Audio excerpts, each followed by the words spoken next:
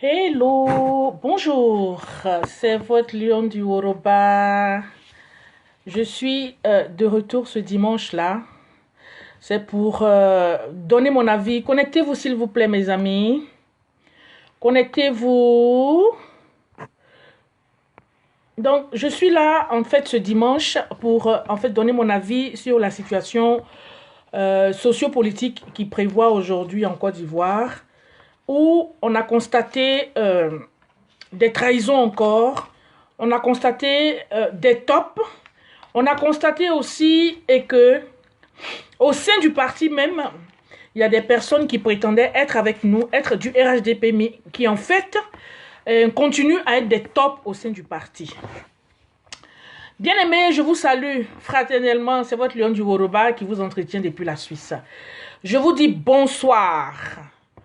On a vu ces derniers temps l'ensemble de l'opposition, l'ensemble des politiciens de l'opposition qui ont cette soif-là, qui ont cette haine-là, qui ont cette volonté manifeste de casser tout ce qui a été construit, également de diviser les Ivoiriens, également de tuer la paix, également de tuer justement l'harmonie qui règne.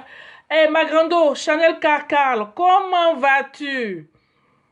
Je suis tellement occupée en ce moment que c'est pour ça qu'on ne me voit pas trop sur la toile. Je suis vraiment occupée.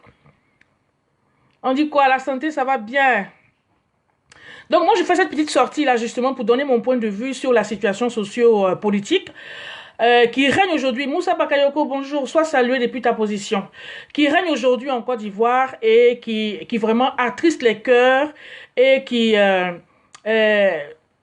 c'est désolant, c'est en même temps irritant, c'est en même temps énervant, c'est en même temps révoltant.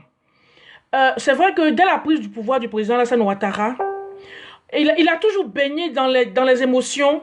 Les cas du RHDP ont toujours baigné dans le paternalisme. Les cas du RHDP ont toujours baigné dans tout ce qui était émotionnel. Mais aujourd'hui, tout ce qui se passe, logiquement, si on est honnête avec nous-mêmes au sein du RHDP, ça ne doit pas nous surprendre.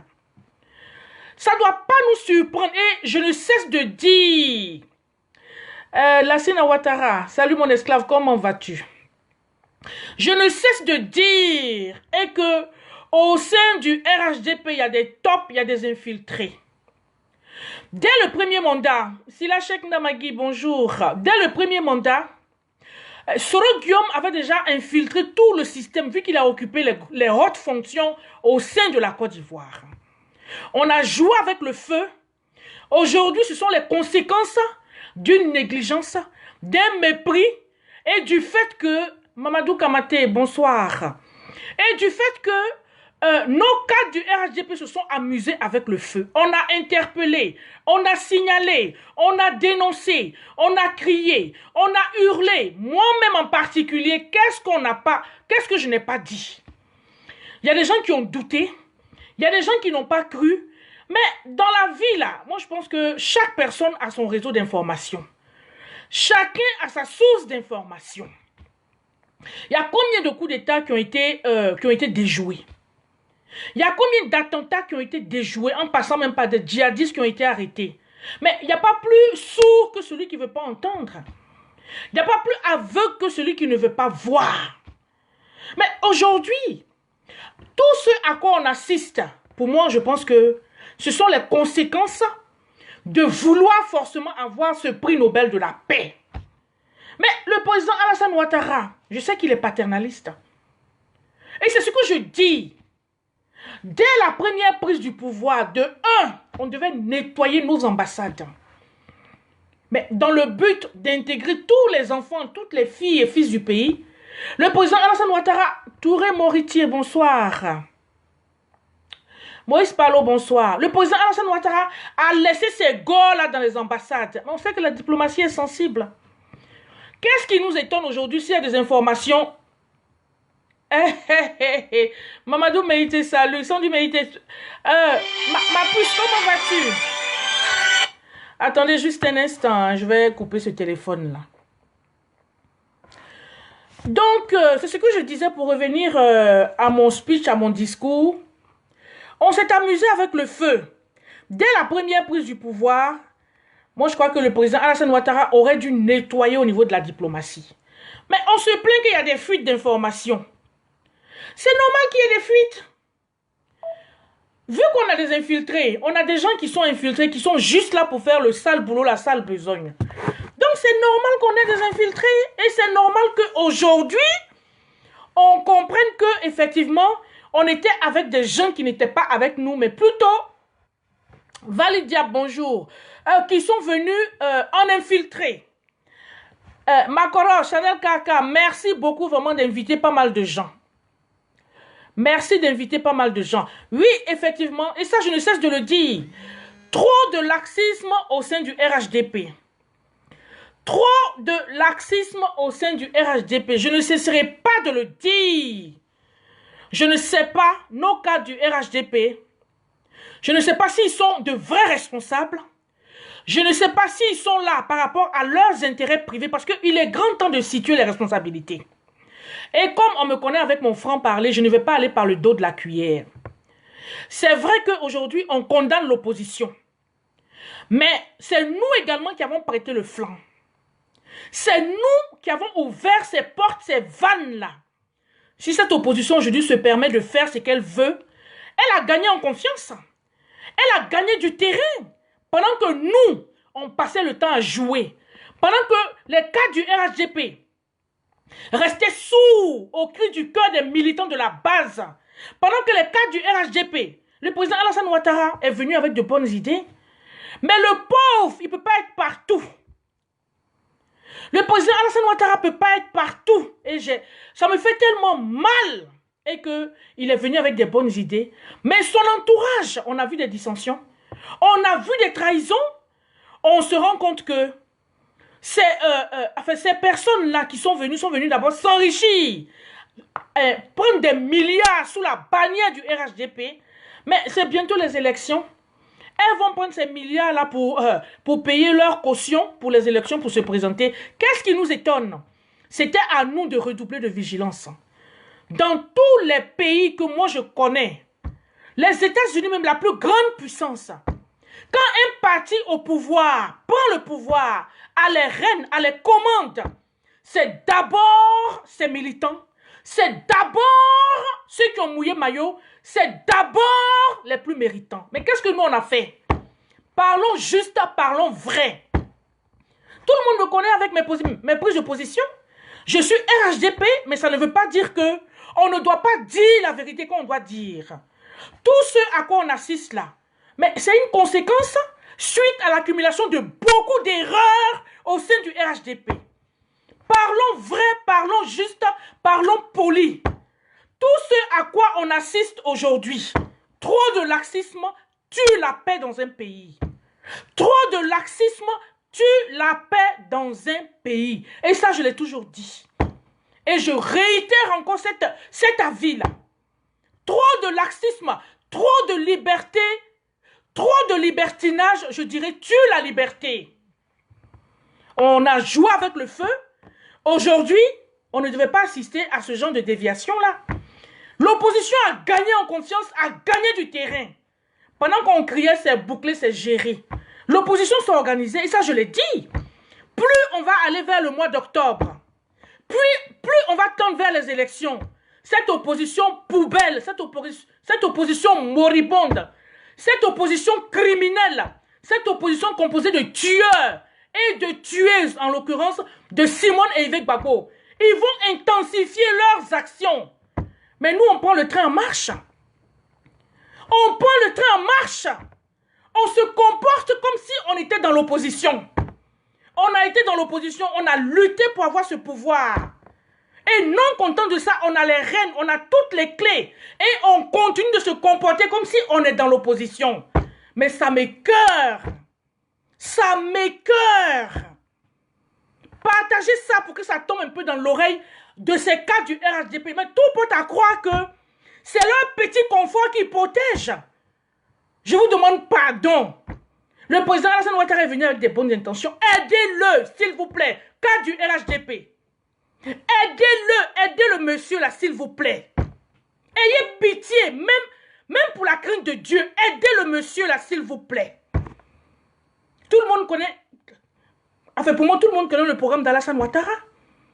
Tout le monde connaît son programme. Mais il ne peut pas être partout, le pauvre.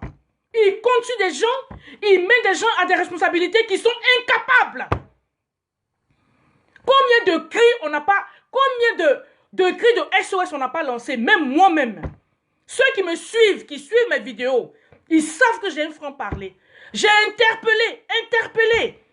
Je ne voulais même pas me prononcer.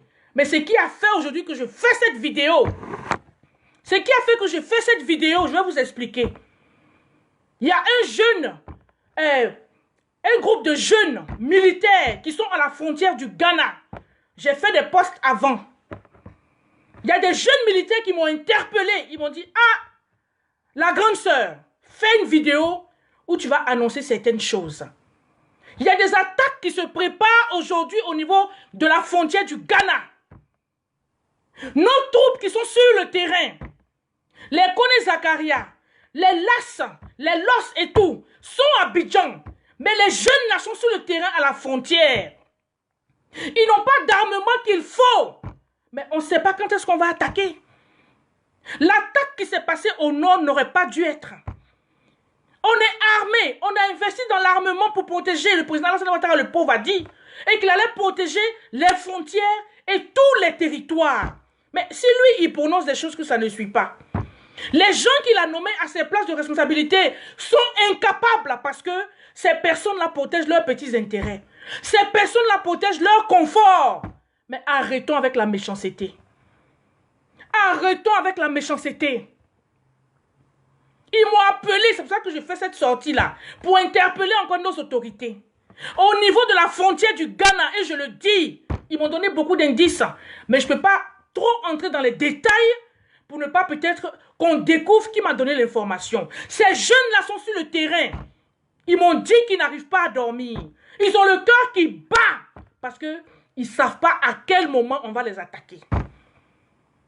Mais que fait le gouvernement pour protéger nos troupes à cette frontière? Puisqu'on sait, et moi je sors, je le dis. Que fait le gouvernement? L'opposition poubelle qui est là, on sait que sa base arrière, c'est le Ghana. Donc qu'est-ce qui nous étonne? Tous ceux qui ont pillé la Côte d'Ivoire, qui sont allés avec les conteneurs d'argent comme les Kone Katina, comme les Damana Picasso, on sait que leur base arrière, c'est le Ghana. Mais le gouvernement fait quoi pour protéger nos troupes à toute cette frontière, à commencer par Bondoukou et autres? C'est de ça qu'il est question. Aujourd'hui, nos cadres du RHDP doivent arrêter d'être égoïstes. Doivent arrêter de penser à leur petit confort pendant que l'opposition est en train de gagner du terrain. L'opposition gagne du terrain parce que les cadres du RHDP, à un moment donné, ont banalisé le militant de base. Mais moi, ça m'écoeure. Quand je vois aujourd'hui et qu'on est RHDP en Côte d'Ivoire, nos ambassades sont bondées de gore. Mais qu'est-ce que le ministre des Affaires étrangères fait? Je vois aujourd'hui, je comprends bien. À Montano qui est parti, il savait ce qu'il faisait. C'est pour ça que quand ils ont pris le pouvoir, il n'a même pas daigné faire un nettoyage au niveau des ambassades de la diplomatie. Alors qu'il savait ce qu'il faisait, c'était l'oreille de Soro Guillaume infiltrée proche d'Alassane Ouattara. Mais à un moment donné, il faut ouvrir les yeux. On doit se servir des erreurs du passé pour pouvoir construire le présent et le futur. Mais c'est toujours nous qui sommes surpris. Il faut que ça cesse. C'est toujours nous qui sommes surpris. Il faut que ça cesse. Alors que c'est nous qui sommes au pouvoir. Et je le dis fort. On se comporte comme si on est dans l'opposition. On a été dans l'opposition, on s'est battu, on a lutté pour avoir ce pouvoir. Aujourd'hui, maintenant qu'on a toutes les clés en main, on continue encore à souffrir comme si on est dans l'opposition. Et c'est l'occasion pour moi d'interpeller le ministre Amadou Kone. Le ministre Amadou Kone, les voix se sont levées. Dans la vie, des fois, il faut apprendre à écouter le peuple. Il faut apprendre à écouter les cris de détresse du peuple. Quand ça ne va pas, que le peuple sort, il faut apprendre à écouter et puis apporter les rectificatifs au plus vite avec les améliorations. Voici le ministre des Transports qui est là. Aujourd'hui, sans vous mentir, Ce décret de 5 ans pour l'importation des véhicules en Côte d'Ivoire, je reçois trop de téléphones. Je reçois trop de téléphones, même des gens qui vont nous quitter bientôt. Je tairai des noms pour le moment, à cause de ce décret-là. Mais on a interpellé le ministre Amadou Koné, le ministre des Transports. Ce ministre-là, il protège qui par rapport à ce décret? Le Ghana a rétrogradé avec ce décret. Le Mali a rétrogradé avec ce décret. Même le Bénin a rétrogradé avec ce décret. Tous les pays frontaliers se sont rendus compte que ce décret-là, c'est un décret qui va venir diviser la communauté. Mais qu'est-ce que le ministre Amadou Koné fait? Malgré les voix qui se sont élevées, qu'est-ce qu'il fait? On ne sait pas qui il protège. On ne sait pas qui est derrière. On ne sait pas quels intérêts ils protègent. Ils ne veulent pas mettre au centre de leur décret des lois qui prennent l'intérêt du peuple. Mais aujourd'hui, on voit ce qui se passe. Hein. Il y a des gens qui vont nous quitter. Et ça, je vous dis. Il y a des gens qui m'ont appelé, qui m'ont dit à cause de ce décret de merde. Et j'interpelle encore le ministre Amadou Koné, le ministre des Transports de Côte d'Ivoire. S'il a des gens, des oreilles qui sont sur mon direct, envoyez-lui cette vidéo-là pour qu'il comprenne un peu qu'à un moment donné, il faut lâcher du lait, faut couper cette corde-là, s'il vous plaît. À cause de ce décret-là est un des objets qui divise les Ivoiriens. Monsieur le ministre Amadou Koné, j'ai fait beaucoup de vidéos pour interpeller, mais ça s'intensifie. Ça s'intensifie à cause de ce décret. Donc, moi, je vais tenir pour responsable. Si jamais ce pouvoir nous échappe, monsieur Amadou Koné, le ministre des Transports, sera un des acteurs qui aura fait que ce pouvoir nous a échappé. Parce que dans la vie, il ne faut pas être têtu. Quand on te parle de quelque chose, quand on te parle de quelque chose qui affecte la population, il faut avoir une oreille à l'écoute. Ce n'est pas toujours vous qui allez être au centre de tout ce qui est business en Côte d'Ivoire. Le peuple est fâché, le peuple grogne. Et ça va de mal en pire. Et il y a des gens qui vont nous quitter. Pour le moment, je tais les noms. Mais on verra les prochaines semaines, les prochains mois. On verra qu'il y a des gens du RHDP qui vont nous quitter. Pour le moment, je ne dis rien. Donc, j'interpelle encore le ministre Amadou Koné. Tous les pays frontaliers ont rétrogradé avec ce décret-là. Mais la Côte d'Ivoire, qui est un pays du tiers-monde, la Côte d'Ivoire, qui est un pays pauvre, doit également s'inscrire dans cette dynamique. La Côte d'Ivoire doit pouvoir s'inscrire dans cette dynamique. Mais pourquoi est-ce que nous, on ne veut pas rétrograder? Parce qu'il y a des intérêts de ces cas du RHDP là qu'on ne veut pas casser au détriment de la population. C'est en cela que je dis non. Je dis non. Les militants de base du RHDP ne sont pas contents de vous, les hauts cadres du RHDP. Vous pensez qu'à votre bien-être, vous pensez qu'à votre poche, vous pensez qu'à vos poches, on ne gère pas un pays comme ça. On ne gère pas un pays comme ça. Apprenez à écouter la souffrance du peuple. Ce décret-là a cassé combien d'emplois? Ce décret de merde a cassé combien d'emplois de vous à moi? Au moment où je parlais, il y a des gens qui venaient ici sur mes directs ici l'ouvrir. Pour ceux qui se souviennent encore. Pour ceux qui se souviennent encore, il y a combien de personnes qui ont été affectées, qui ont fait des crises cardiaques à cause de ce décret-là. Mais à un moment donné, il faut être un peu humain. Le ministre Amadou Koné, arrête d'être têtu. Arrête d'être têtu. Mais Fousseni Bakayoko, si tu n'es pas au courant de tout ce qui concerne les véhicules, tu peux me demander. Tu as compris? Il ne faut pas venir l'ouvrir, sinon tu vas m'énerver. La situation qui se passe là, est-ce que tu penses que nous qui sommes au pouvoir, ça devait se passer? C'est parce qu'on a été léger. Tu penses que nous qui sommes au pouvoir là, aujourd'hui, là, ça devait se passer? Apprenons à dire la vérité au RHDP. Hein? Faut qu'on apprenne à dire la vérité, pas parce qu'on est RHDP que on va être comme des bouffons, comme des connards. Quand la vérité est là, on ne va pas la dire.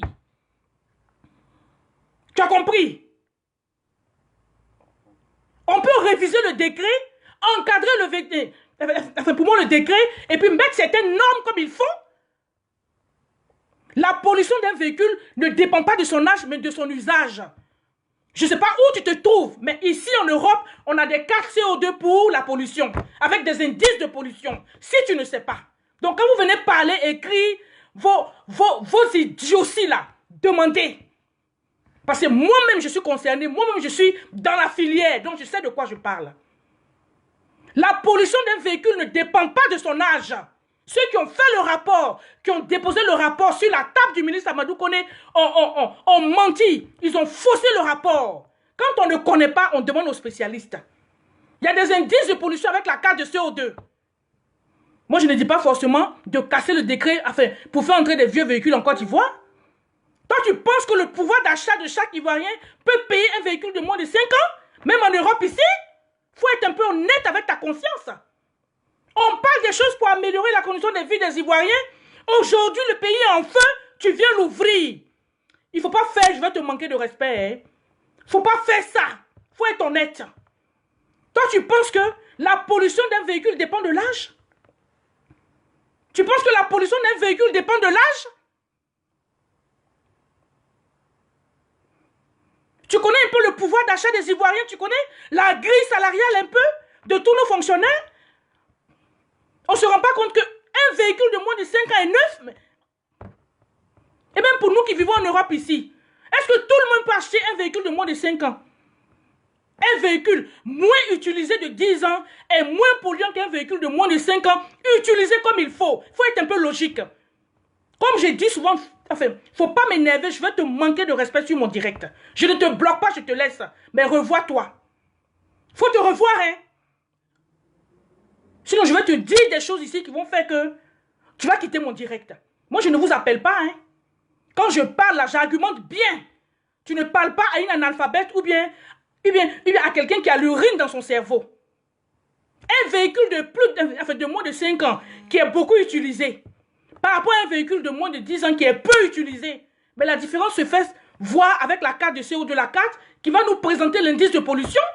On ne réfléchit pas avec la nuque, mais on réfléchit avec le cerveau.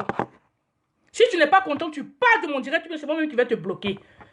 On ne réfléchit pas avec la nuque, mais on réfléchit avec le cerveau. Quand tu vois le pouvoir d'achat de nos parents, là, qui peut s'offrir ce genre de véhicule? Que voiture de pollution. Si tu ne connais pas les histoires de véhicules, demande-moi en privé. Ceux qui achètent les véhicules avec moi me connaissent. Donc arrêtez avec vos inepties. Quand on parle de l'intérêt des Ivoiriens, on parle de la Côte d'Ivoire, allons dans ce sens-là pour que nos autorités comprennent. Il y a des erreurs qu'on peut faire. Il y a des erreurs qu'on peut faire. Mais il n'est jamais trop tard pour se rattraper. Il n'est jamais trop tard pour se rattraper. Quand on parle de nos cas du RHDP qui ont des fois failli à leur mission, mais c'est juste, pourquoi vous voulez qu'on les caresse dans le sens du poil? Voici le ministre Amadou Koné ici. Combien de fois je ne l'ai pas interpellé, même sur sa page? Parlons vrai, parlons juste. Le ministre Amadou Koné, combien de vidéos je n'ai pas faites pour l'interpeller? Tous les pays voisins ont rétrogradé parce qu'ils ont vu perte d'emploi. Ça a cassé les emplois de pas mal de familles. Aujourd'hui, à cause de ce décret, on a cassé ce décret. Il y a des familles qui n'arrivent pas à manger correctement. Il y a des personnes âgées, nos papas, nos frères, qui ont passé tout leur temps à travailler dans ce secteur-là. Ils ont tout cassé, tout volé en éclats, sans mesure d'accompagnement. Tu trouves ça normal? Mais on a du RHDP, ça ne veut pas dire qu'on doit tout gober. Ça ne veut pas dire qu'on doit tout gober. Disons-nous la vérité à un moment donné. Disons-nous la vérité. Et ce décret-là aujourd'hui, c'est un des éléments qui est à la base aujourd'hui de la cassure même au sein du RHDP. Et tout le monde le sait. On parle de ça. Vous venez l'ouvrir alors que vous ne connaissez même pas comment ce milieu-là est régi. C'était une petite parenthèse pour toi, Fousseni Bakayoko. Donc quand tu viens sur mes directs là, tu n'as pas affaire à une analphabète, tu n'as pas affaire à une inculte, mais tu as affaire à quelqu'un qui connaît le milieu des véhicules et l'importation et la vente des véhicules. C'est juste pour toi une parenthèse. Donc je reviens encore, et c'est pour vous dire, et qu'on a joué avec le feu. Tout ce qui se passe là, pendant qu'on est au pouvoir, ça ne devait pas se passer. Ça ne devait pas se passer. Mais quand les cas du RHDP sont là, qui pensent à leurs petits intérêts, ils pensent à leur positionnement, Ils se disent, ah, au Conseil des ministres, si on parle de ce décret-là, enfin, il ne faut pas que ça fâche certaines personnes, parce que c'est eux qui veulent s'approprier ce domaine-là. Et au passage, je dis vraiment bonsoir à mon frère Ben RDR. Ben RDR de New York. Il a abordé ça ici, mais il s'est fait lyncher par des gens comme les Fousseni Bakayoko. Arrêtez un peu de mentir au peuple. Arrêtez un peu de ne pas être juste. Arrêtez un peu de ne pas être juste. Il faut prendre un peu le pouvoir d'achat de nos parents. Voir comment nos parents pleurent à cause de ce décret moribond là. Mais tout porte à croire que le RHDP est venu au pouvoir contre justement enfin, ces emplois là. Il doit apprendre à écouter le peuple. Et même si on a mis ce décret pour moi, en essai, à exécution, on a essayé ce décret qu'on a vu que ce décret n'est pas compatible avec nos réalités, mais il n'est jamais trop tard pour rétrograder. Il n'est jamais trop tard pour rétrograder. L'État peut dire, voilà, on a pris ce décret de façon hâtive, mais on s'est rendu compte que ça a vraiment un impact négatif dans les emplois et dans la vie des gens qui sont dans ce secteur-là. Mais il n'est jamais trop tard. Mais le ministre Amadou Kone, je l'ai interpellé. C'est pour ça que maintenant je lève le... moi je lève le ton. J'ai fait des vidéos combien de fois. Lui-même, je lui ai envoyé des messages inbox. Ceux qui lui ont fait le rapport ont fait un mauvais rapport.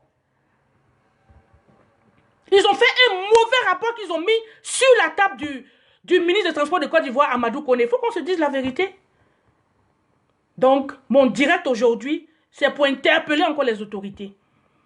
Et que nos cas du RHDP se revoient leur copie. Celui qui n'est pas content, qui dit ce qu'il veut, mais personne ne peut m'empêcher de dire ce que j'ai envie de dire. Que nos cas du RHDP se revoient. Parce que on parle de l'opposition, mais si nous-mêmes, au sein du RHDP, on n'a pas prêté le flanc, ce qui se passe là, ça n'allait pas se passer. Ce qui se passe là, ça n'allait pas se passer. On parle vrai, on parle juste pour sensibiliser, pour quand même éveiller. On n'a pas la possibilité de parler comme ça directement au ministre. Mais pour moi, les canaux qu'on a aujourd'hui, on a la chance qu'on a les Facebook, les plateformes pour nous exprimer. Et là encore, vous venez encore nous dédier, alors que vous savez bien la souffrance de nos parents par rapport à ce décret-là. Vous connaissez bien la souffrance de nos parents par rapport à ce décret-là.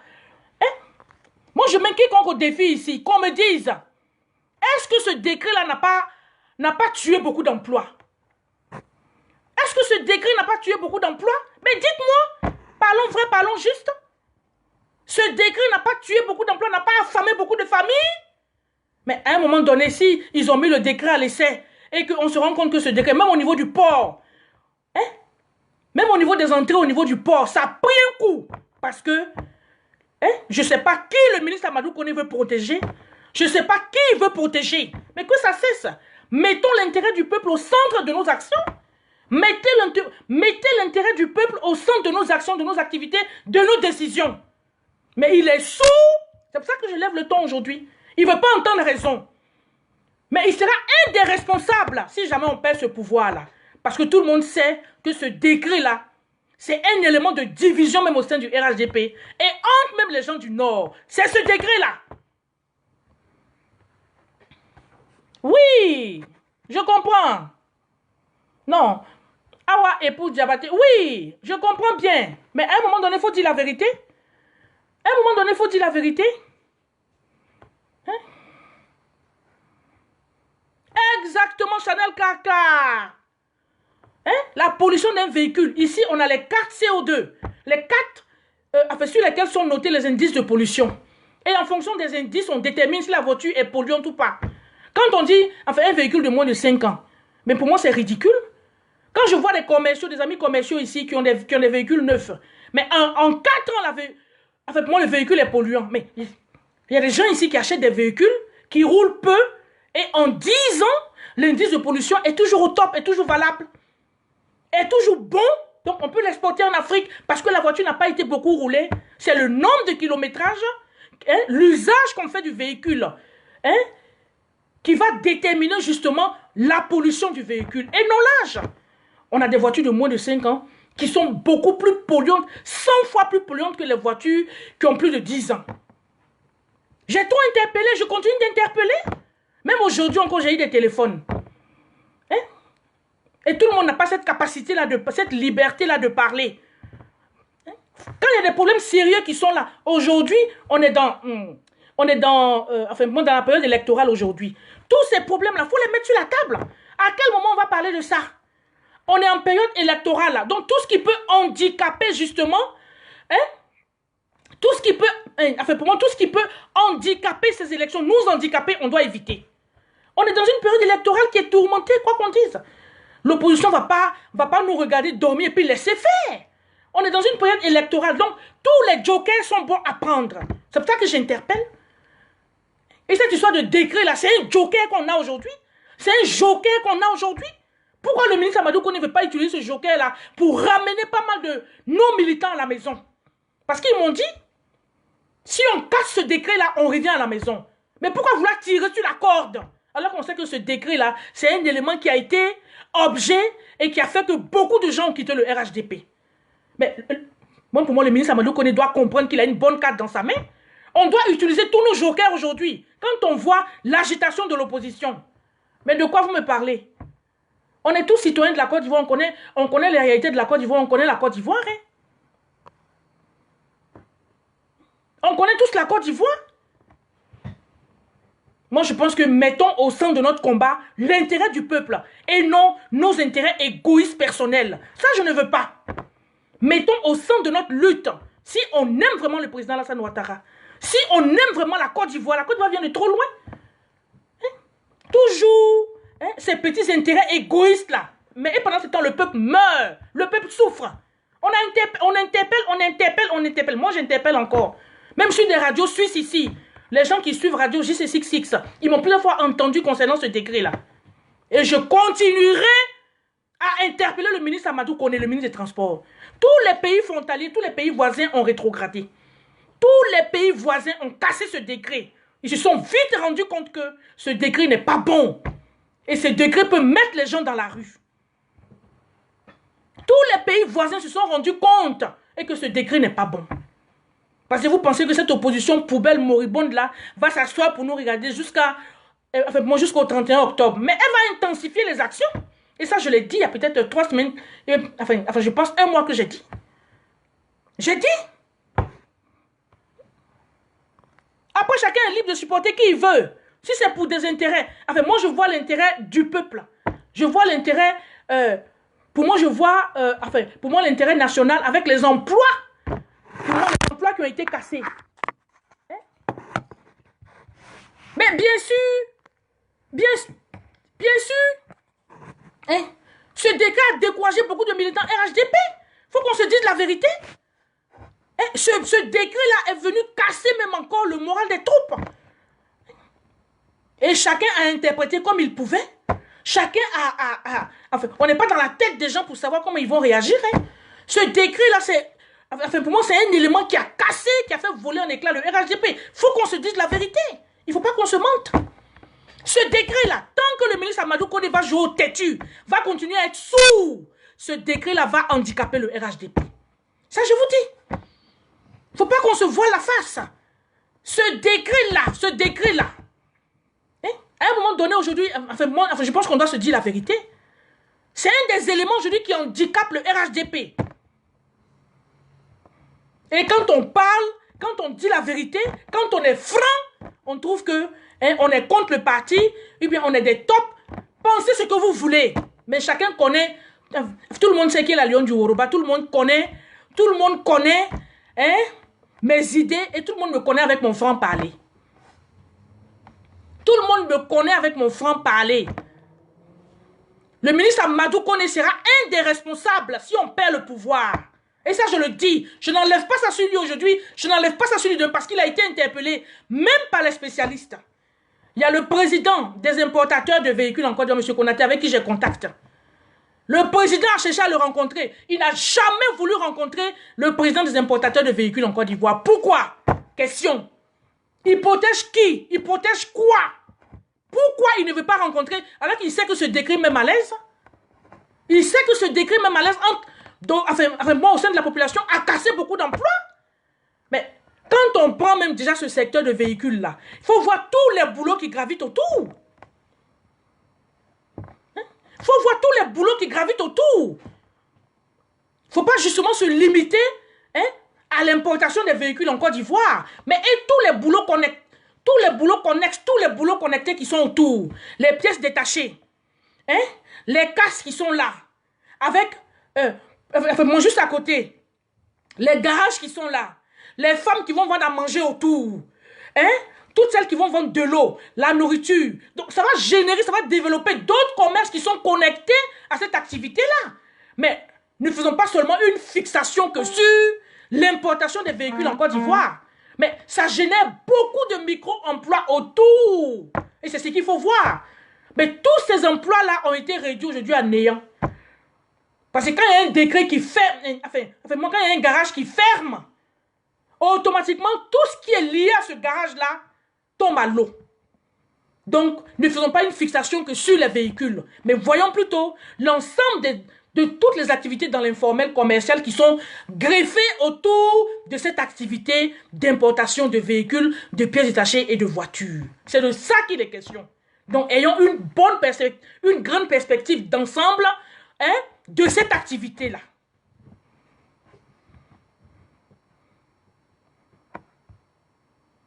Ah, mais bien sûr, Ibrahim Mola Djané, si pour ce décret est venu handicaper les gens et que les gens n'ont pas d'argent pour acheter de nouvelles voitures, des voitures beaucoup plus potables. Donc c'est normal que c'est avec pour moi, les taxis tétanos que les gens vont circuler. Parce que le pouvoir d'achat, il faut voir le pouvoir d'achat. La Côte d'Ivoire n'est pas un pays développé. Hein. Même en Suisse, ici, on voit des voitures de collection qui ont 25 ans, qui ont 30 ans, mais qui sont bien entretenues, qui continuent à rouler. Hein? Donc, pour moi, le fait de faire une fixation sur l'âge du véhicule, j'ai dit non, l'âge n'est pas déterminant. Voilà. Donc, l'âge n'est pas déterminant, hein, pour moi, de la pollution d'un véhicule. C'est plutôt l'usage qu'on en fait et le nombre de kilomètres, l'usage. Moi, je vois des commerciaux ici, des amis commerciaux blancs ici, hein, qui achètent une voiture, 0 km garage. Mais comme ils sont commerciaux, ils voyagent beaucoup, ils font des kilomètres, des kilomètres, des kilomètres. Mais en 4 ans, la voiture est polluante. Et je connais aussi des gens, hein, qui ont des voitures, mais qui prennent souvent le train, qui vont à pied, qui vont à vélo. Donc, au bout de 6 ans, 7 ans, cette voiture-là n'est pas polluante parce qu'elle est moins utilisée. Non! Et c'est ce que je dis. Donc, bref. Donc, c'était juste en fait mon avis, hein. Ouattamido, non, pas que j'ai grossi le cœur. Mais tu vois, à un moment donné, à force d'interpeller, enfin, nous-mêmes qui sommes au sein du RHDP, ça crée malaise. Parce qu'on interpelle, monsieur le ministre, là, reste sourd. Il reste campé sur sa position. Est-ce que lui, il soumet la doléance du peuple, des spécialistes de ce secteur, pendant un conseil de ministres? Je pense que le président Alassane Ouattara, il est trop ouvert. Il a l'esprit trop ouvert. Lui-même, il a été chauffeur de taxi aux États-Unis. Il a vécu en Occident. Hein? Il a vécu en Occident. Donc, si le ministre Amadou Kone prend son courage à deux mains, mais tout porte à croire que c'est parce qu'il veut protéger quelqu'un, et bien protéger lui-même ses intérêts égoïstes, qu'il est incapable d'en parler pendant le conseil des ministres. Alassane Ouattara, je crois quand même que c'est quelqu'un de démocrate, de très ouvert. Il peut même soumettre seulement la volonté du peuple. Essayer de détailler, expliquer. Et que ce décret-là a cassé beaucoup d'emplois. Est-ce que le président Alassane Ouattara va interdire au ministre Amadou Kone de parler? C'est parce que ils ne veulent pas, parce qu'entre eux, là-bas, il y a une certaine forme de magouille entre eux. Ils veulent forcément prendre justement ce domaine-là en otage. Donc arrêtons un peu. Arrêtons. Disons-nous la vérité. Combien de téléphones je ne reçois pas? Combien de téléphones je ne reçois pas? Donc, à un moment donné, quand même, hein, il faudrait qu'on puisse un peu botter dans le derrière de nos ministres là, qui puissent se réveiller un peu et puis comprendre que l'heure n'est plus au jeu, l'heure n'est plus à l'amusement et tout ce qu'on a comme joker, tout ce qu'on a comme carte, tout ce qu'on a comme fruit et puis tout ce qu'on a comme élément, hein, pour moi, tout ce qu'on a comme élément, hein, tout ce qu'on a comme élément, enfin, qui peut redorer le blason du RHDP, faire revenir des personnes déçues, découragées à la maison, on doit l'utiliser. C'est de ça qu'il est question aujourd'hui. C'est de ça qu'il est question. Si on passe notre temps à se comporter comme si on est dans l'opposition, hein? Si on passe notre temps à nous comporter comme si on est dans l'opposition, Mais c'est normal que cette opposition moribonde la gagne du terrain sur nous. C'est normal qu'elle gagne du terrain et qu'elle gagne en confiance. Jusqu'à se lever pour aller casser les bus. Toi, tu penses que si les choses se faisaient correctement, cette opposition-là pourrait même avoir une marge de manœuvre pour aller casser, brûler les bus. Mais elle gagne en confiance parce qu'elle s'est rendue compte que au sein même du RHDP, il y a nos cadres du RHDP qui ne sont pas compétents, qui pensent à eux au lieu de penser à l'intérêt national. C'est ça. Cette opposition aujourd'hui, elle gagne en confiance aujourd'hui. Ne nous cachons pas la face. Parce qu'au premier mandat, on n'a pas vu ce genre de comportement. Au deuxième mandat, voilà ce qui se passe. Donc ça veut dire que l'opposition qui est là aussi n'a pas dormi. Cette opposition a mis des stratégies en place pour pouvoir justement s'imposer. Et pendant que nous, on dormait. Pendant que nous qui sommes au pouvoir, on dormait. Et pendant qu'il y a des décrets, il y a ce décret-là qui a été pris pour pénaliser justement même les gens du RHDP. Mais pour moi, je pense que le gouvernement est dans le peuple. Doit travailler avec le peuple. Doit être à l'écoute des besoins du peuple. Et non voter des décrets handicapants parce qu'il y a tel ou tel ministre qui va développer ce secteur. Il veut avoir le monopole de ce secteur. Non, je ne suis pas de ça. On a pris ce pouvoir-là pour que tout le monde soit à l'aise. Pour que tout le monde soit à l'aise. Moi, je vis à l'étranger. Je vis à l'étranger. Je pourrais dire que je m'en fous. Mais quand je pense à nos parents, quand je pense aux cris du cœur, quand je pense aux pleurs, quand je pense aux gens qui ont quitté le RHDP, qui ont abandonné le navire parce qu'ils ont tout perdu. C'est facile de critiquer. C'est facile de critiquer. Quand je pense et que ce décret-là est venu, à cause de ce décret, il y a beaucoup de gens qui ont débarqué le navire. Est-ce que ça, c'est joli à entendre? C'est joli à entendre? C'est comme si on a oublié complètement d'où on vient. C'est comme si on a oublié complètement la lutte qu'on a menée pour accéder, pour prendre ce pouvoir-là. C'est comme si rien ne s'est fait. Tout le monde est devenu amnésique. Tout le monde est devenu amnésique. Arrêtons un peu. Des fois là, je demande au cas du RHDP, regardez un peu dans le rétroviseur. Regardez un peu dans le rétroviseur. Vous avez passé tout le temps. Vous avez passé tout le temps à mépriser les militants de base. Quand les élections approchent, vous nous contactez, vous nous parlez. On est avec vous. Mais dès que les élections, il y a le positionnement net, vous changez tous vos téléphones. On est incapable de vous voir. Pour vous voir, il faut demander audience. À peine même si vous nous reconnaissez. À peine même si vous reconnaissez les militants de base. Au sein d'un parti là, c'est la base qui fait la puissance d'un parti. C'est la base qui fait la puissance d'un parti. Un parti sans base n'a rien. Aujourd'hui, tout ce qui se passe aujourd'hui, qu'est-ce que... Enfin, pour moi, en tout cas, ça ne m'étonne pas. C'est le déroulement normal des choses. On a joué avec le feu et c'est à ces conséquences-là qu'on assiste aujourd'hui. Aussi douloureux que ce soit, c'est à ces conséquences qu'on assiste aujourd'hui. Donc, bien aimé, c'était un peu ma sortie.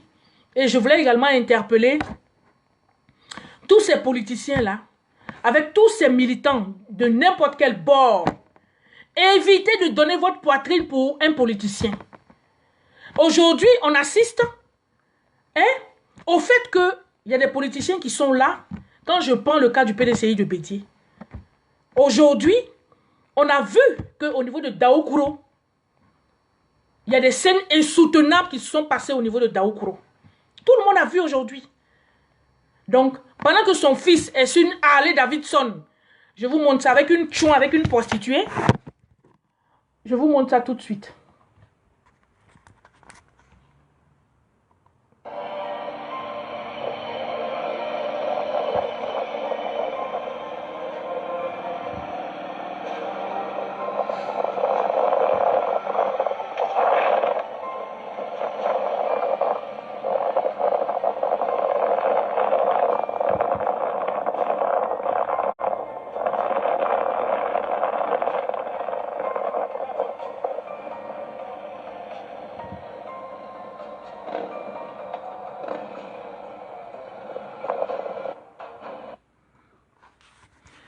Voilà, bien aimé, regardez ce genre de scène-là, vous avez vu.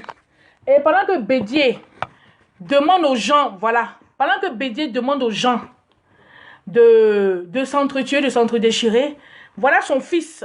Non seulement ça, qui travaille dans le gouvernement d'Alassane Ouattara, de 1, et de 2, qui fait une parade en Harley Davidson avec une prostituée qui est nue, hein, pour moi, en plein plateau. Donc, c'est l'occasion pour moi d'interpeller tous les militants de n'importe quel bord. Évitons de mettre notre poitrine pour un politicien. On peut avoir des opinions différentes, on peut avoir des opinions diverses, mais évitons de mettre notre poitrine pendant que eux, je ne suis pas jalouse, hein, mon cher, loin de là. Oh, je ne suis pas jalouse. Celui qui dit je suis jalouse là, ça me fait tellement rire. Parce que, enfin, je ne parle pas que au fils de Konan Bédié, hein. Je ne parle pas. Ah, c'est ça, hein.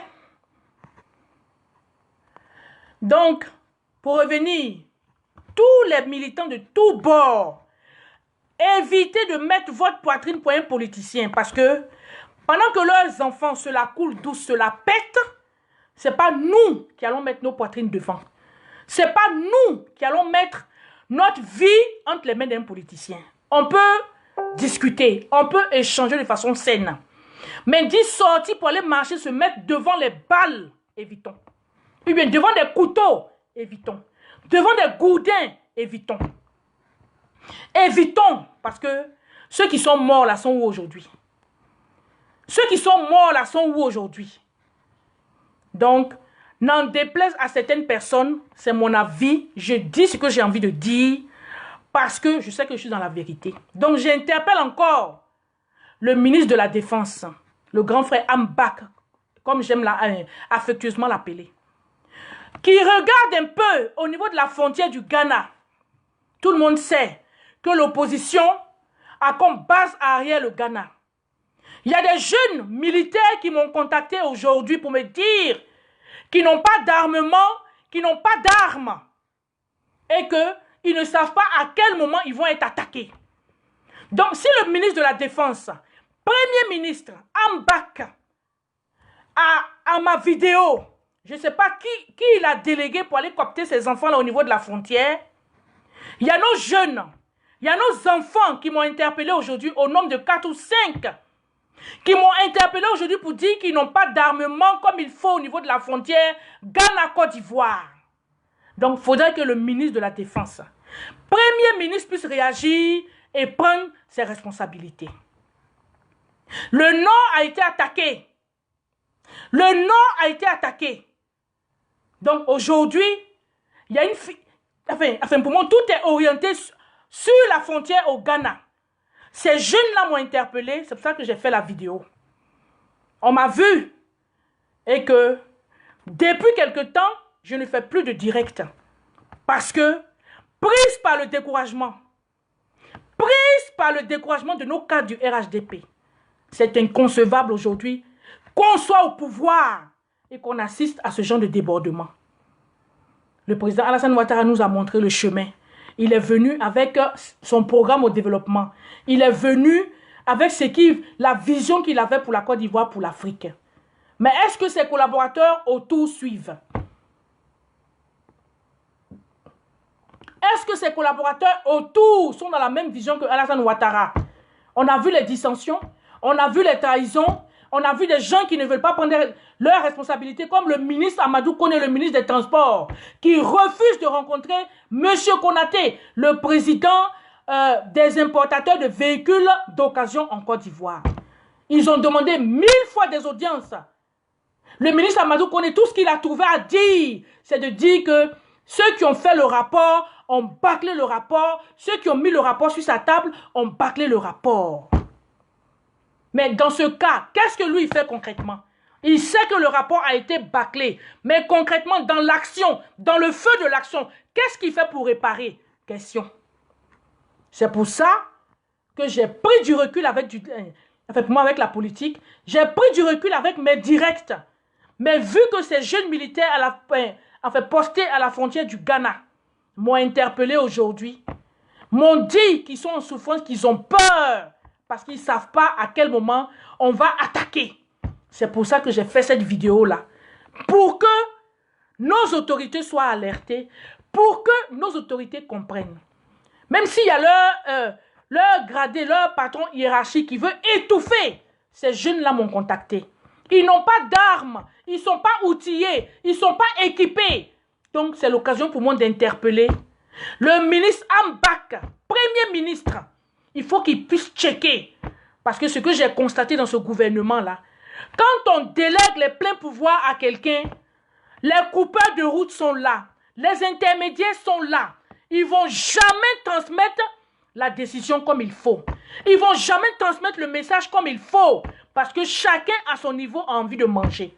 Donc même si on doit étouffer la vérité au détriment du peuple, si on doit sacrifier le peuple pour des intérêts égoïstes, ces coupeurs de route là sont prêts à ça. Donc grand frère Ambak, toi-même fais un mouvement vers la frontière. Déplace-toi vers la frontière pour aller passer en revue nos troupes. Parce que j'ai été contacté par des jeunes militaires qui sont actuellement aux abois. Qui sont actuellement aux abois. C'est pour ça que je me suis permise de faire ce direct-là. Sinon, je ne ferai rien. Parce que prise par le découragement. Les débordements auxquels on assiste là, qu'est-ce qui nous surprend? Nous, on avait alerté. L'année passée, quand je disais qu'autour du président, il y a des tops, il y a des gens qui m'ont insulté ici. Quand je disais qu'un nettoyage drastique doit être fait autour du président Alassane Ouattara, il y a des gens qui m'ont insulté ici. Mais on est où aujourd'hui? On assiste à quoi aujourd'hui de vous à moi? Dans la vie là, chacun a sa source d'information. Chacun a sa source d'information. Donc, quand quelqu'un sort comme ça pour mettre son visage, pour parler, pour donner les informations, hein, on ne connaît pas la source d'information de la personne. Donc, ça ne sert à rien de l'insulter, mais prenez ça, gardez au chaud pour demain. Quand j'interpellais, on doit nettoyer autour du président, parce que c'est inconcevable que des décisions se prennent dans le bois sacré et on trouve cette décision-là sur la place publique. Mais il ne faut même pas sortir de Saint-Cyr pour comprendre. Il ne faut pas faire la Sorbonne pour comprendre qu'il y a des tops dans ce bois sacré-là. Mais il y a des gens qui m'ont insulté. Et on a assisté à quoi à la fin? C'était pas à Montano qui était l'homme de main de Soro Guillaume pour finir? On a assisté à quoi à la fin? C'est pas Mabrit Touakeuse, tout ce monde-là? On a assisté à quoi à la fin? Des trahisons à ne plus en finir. Les Jean-Louis Bion et bande. Les Tano et bande. Hein? Les beaux-fils de Charles Gomis, ambassadeur de France. Quand j'interpellais, qui m'écoutait? Il faut avoir une bonne visibilité de la politique. Hein? Il n'y a pas besoin de sortir de la Sorbonne pour avoir une lecture de la politique. Hein? Tu n'as pas besoin de faire Saint-Cyr pour avoir une bonne lecture de la politique aujourd'hui en Côte d'Ivoire. Tout le monde est au courant. Tout est sur les réseaux, tout est sur les plateformes. On a toutes les informations. Mais les gens n'ont pas voulu croire ce que je disais. Donc je viens encore dire, il y a des jeunes militaires qui m'ont interpellé ce soir. Ils sont, je ne dirais pas en danger, mais ils ne sont pas outillés, ils ne sont pas équipés sur le plan militaire en cas d'attaque. Donc ne venez pas encore dire qu'on est surpris, on ne s'attendait pas à ça, on ne savait pas. Moi je viens vous informer. Je viens vous informer. La base arrière de l'opposition, c'est le Ghana, tout le monde le sait. Donc moi je vais vous laisser, hein. Parce que demain, pour moi, c'est une nouvelle semaine demain. Je dois aller bosser. Donc, je vous souhaite encore bonne soirée. Et puis, tout ce que j'ai pu offenser, choquer sur mon direct, en tout cas, ce n'était pas le but. Mais dans le feu de l'action, on doit pouvoir... on doit... Toi, Ouattara, là, Ouattara, pas bien. Toi, tu es grave, hein? Donc, on doit pouvoir se dire les vérités, se parler les baies. Mettre l'intérêt au centre de nos actions, surtout l'intérêt du peuple. Arrêtons avec les intérêts égoïstes là, pensons au peuple. Hein? Quel milliard vous n'avez pas, vous les cas du RHDP? Quel argent vous n'avez pas? Pensez un peu au peuple. Pensez un peu à l'intérêt du peuple. Donc bien aimé, c'était votre Lion du Yoruba. Je vais vraiment vous laisser et je tiens également à présenter encore toutes mes excuses de façon humble, avec toute mon humilité.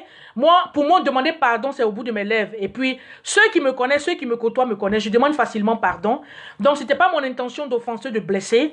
Mais je présente vraiment toutes mes excuses à toutes ces personnes-là qui ont été choquées par mes propos, mais enfin, c'est plutôt le côté nationaliste, l'amour pour la Côte d'Ivoire, c'est plutôt, enfin, moi, le fait de voir la Côte d'Ivoire en paix, organiser, évoluer, voir nos parents dans leurs différentes activités. Donc, je demande encore au ministre Amadou Koné de réviser ce décret-là pour soulager nos parents, pour soulager les familles, pour soulager vraiment enfin, toutes ces familles-là aujourd'hui qui sont aux abois. Ce décret-là, c'est un élément de division. C'est un élément qui vient